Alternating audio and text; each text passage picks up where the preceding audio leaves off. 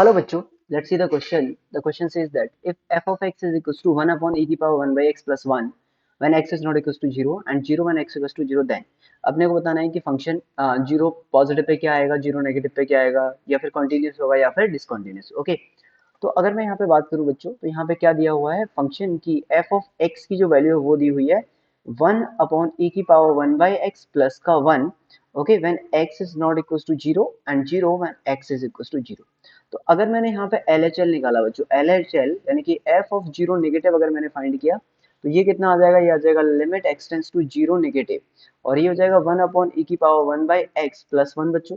अब अगर आपका x 0 नेगेटिव की तरफ जा रहा है, अगर आपका x बच्चों 0 नेगेटिव की तरफ जा रहा है, तो 1 अपॉन x किधर जाएगा, आपका माइनस इन्फिनिटी की तरफ।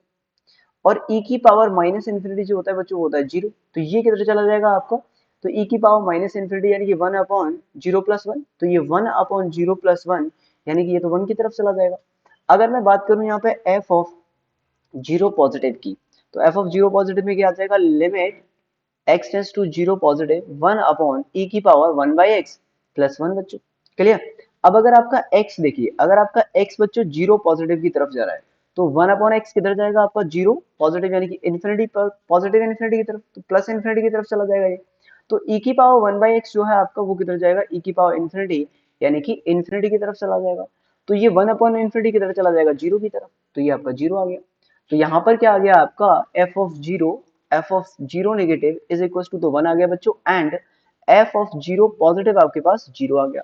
तो इसका कौन सा, इसका मतलब क्या हुआ, LHL is not equal to RHL। भाई इसका मतलब क्या हो गया कि LHL is not equal to RHL, यानी कि फंक्शन इज डिसकंटिन्यूअस, यानी कि f of x is discontinuous at x equal to 0। क्या हो गया, discontinuous at x equals to 0, 0 पर डिसकंटिन्यूअस हो गया, यानी कि option C will be the right answer. Okay, I hope आपको समझ में आया होगा। Good luck.